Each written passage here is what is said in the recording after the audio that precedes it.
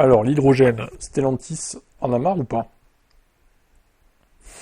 Le groupe franco-italo-américain vient d'annoncer l'arrêt de son programme de développement de la technologie de pile à combustible. Eh ben, j'ai envie de dire, bonne décision. Longtemps convaincu du potentiel des technologies en lien avec l'hydrogène, Stellantis vient de mettre un coup d'arrêt à son programme dans le domaine. La décision concerne notamment la gamme utilitaire Pro One, dont la production en série devait débuter cet été sur les sites d'Ordin, dans le nord de la France, et de Gliwice en Pologne. Ces modèles équipés d'une pile à combustible hydrogène ne verront finalement pas le jour.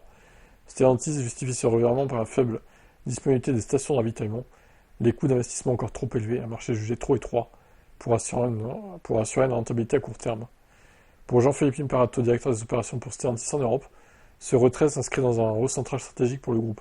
Nous devons faire des choix clairs, a-t-il déclaré, soulignant que la priorité est donnée à l'électrique et à l'hybride pour atteindre les objectifs européens de réduction des émissions de CO2. En réalité, les équipes des usines concernées ne seront pas directement touchées par cette réorientation.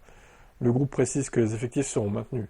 En parallèle, les activités de recherche sur l'hydrogène seront réaffectées à d'autres technologies. Cette décision met à mal la entreprise Symbio, formée par Stellantis, Michelin et Forvia. Ces deux derniers ont réagi à l'annonce de Stellantis avec inquiétude. Dans un communiqué, il rappelle que les commandes de Stellantis représentent à elles seules environ 80% du volume de production prévu de Symbio. Waouh, Symbio c'est mort. Fini quoi. Finito quoi. Ils indiquent que la décision de Stellantis aura des conséquences opérationnelles et financières irréversibles pour Symbio. Michelin et Forvia se disent particulièrement préoccupés par l'impact sur les 590 salariés de Symbio en France et les 50 salariés à l'étranger. Dans ce contexte, Michelin et Forvia sont en contact étroit avec les pouvoirs publics. C'est comme le chantage à l'emploi pour les voitures thermiques.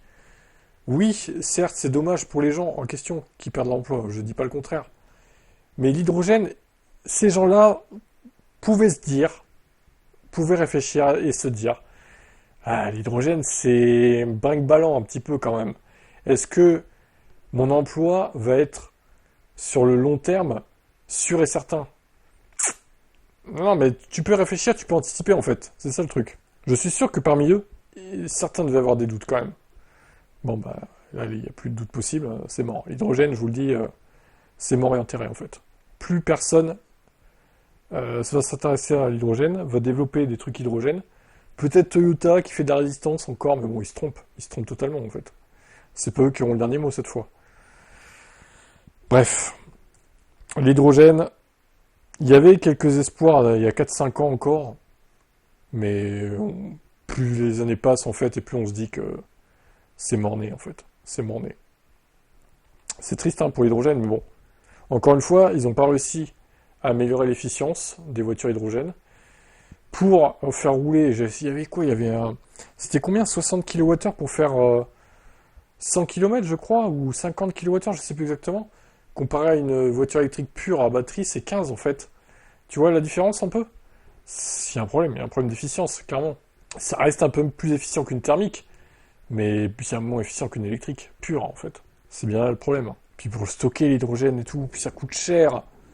Le kilo d'hydrogène a augmenté, c'est 15-16 euros maintenant, enfin c'est n'importe quoi, voire même 20 balles sur cette station, enfin c'est un délire. Donc je sais pas ce que vous en pensez de l'hydrogène, moi je dis que c'est mort. De toute façon c'est fini. Même pour les poids lourds, il n'y a plus rien qui... Non, c'est fini. Les poids lourds, maintenant tu as des poids lourds à batterie. Il n'y a plus aucun argument pour l'hydrogène en fait. Vraiment, finito quoi. Allez, ciao.